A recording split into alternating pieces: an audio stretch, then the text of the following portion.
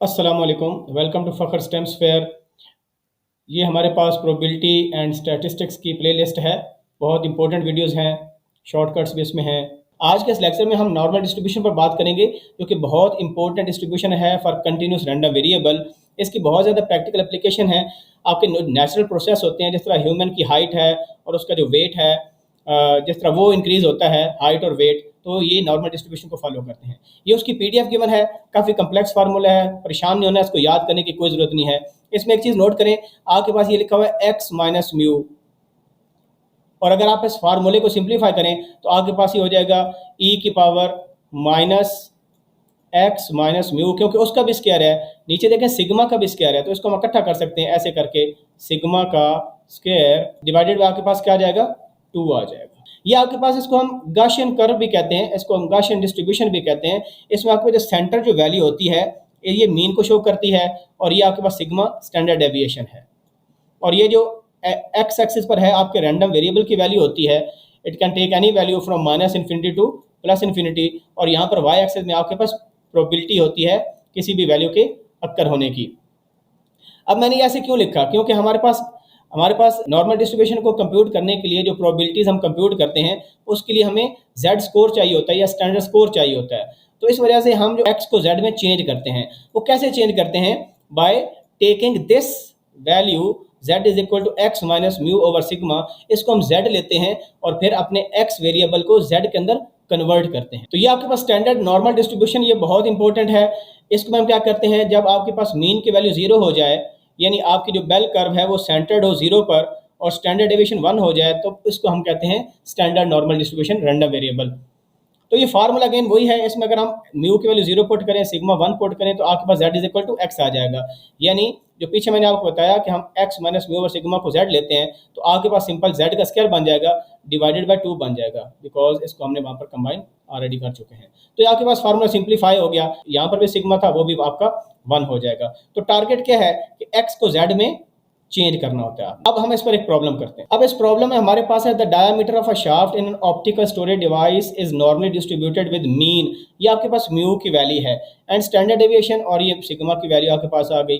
The specification of the shaft are this, यानी shaft की जो डायमीटर है वो इस रेंज में हो सकता है। प्लस का मतलब है कि अगर 0.635 में अगर आप ये वैल्यू ऐड करें तो आपके पास ये नंबर आएगा। ये मैंने एक बेल कर्व बना दी उसकी स्पेसिफिकेशन के लिए कि आपके पास जो शाफ्ट है उसके जो डायमीटर है ये उसकी मिनिमम वैल्यू है और ये उसकी मैक्सिमम वैल्यू है। ये जो वैल्यूज होंगी हम हमारी एक्स की वैल्यूज होंगी। क्या ये, लेट्स सपोज इसको x1 आप कह दें, इसको आप x2 कह दें, क्योंकि हमारे पास एक्स एक्सिस में रैंडम वेरिएबल होता है, और जो रैंडम वेरिएबल है वो शाफ्ट के डायमीटर को रिफ्लेक्ट कर रहा है कि डायमीटर किस रेंज में, x1 से x2 किसी कोई भी हो सकती है।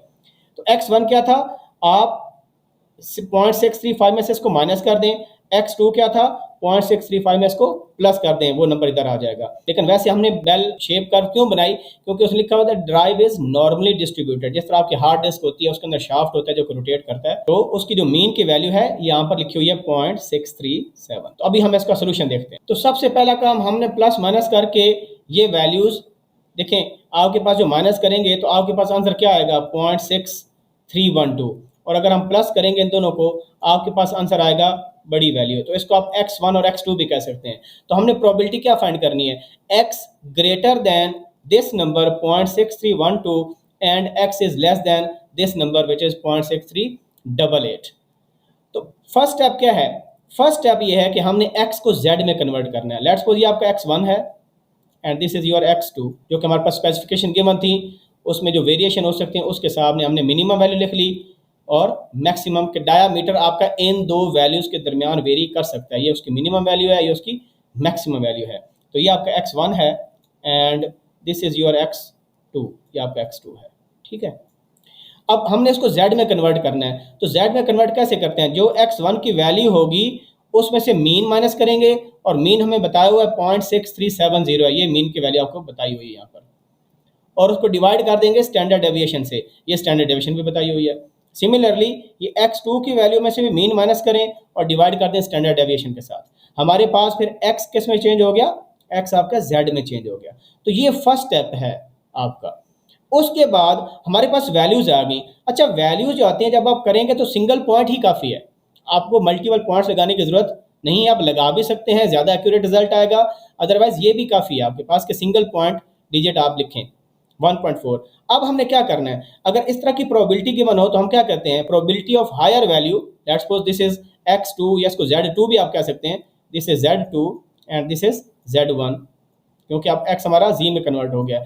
तो probability of z2 minus probability of z1, तो probability that z is less than 1.4 minus probability of z less than 4.6। इसी तरह हम करते हैं। अब हमने जो टेबल है वहां से देखना है कि 1.4 पर जो z टेबल आपका है, ये जो z स्कोर है या जो e टेबल है, जो स्टैंडर्ड स्कोर है, वो क्या वैल्यू देता है, और माइनस 4.6 पर वो टेबल क्या वैल्यू देता है। अब हम टेबल पर जाके देखते हैं, वैल्यूज वहां से प्लग इन करते हैं। ये आपके पास टेबल है, 1.4 पर वैल्यू चेक करें कितनी आ रही है, 0.9192। और अगर हम माइनस में वैल्यू देखें तो माइनस 4.6 है ही आपके पास नहीं, मिनिमम वैल्यू माइनस 3.4 है, तो हम उसकी जगह 0 प्लग इन कर लेंगे। 0.9192 हमने प्लग इन कर लिया और इस प्रोबेबिलिटी की जगह हमने 0 प्लग इन कर दिया, तो आंसर आपके पास आ गया 0.9192।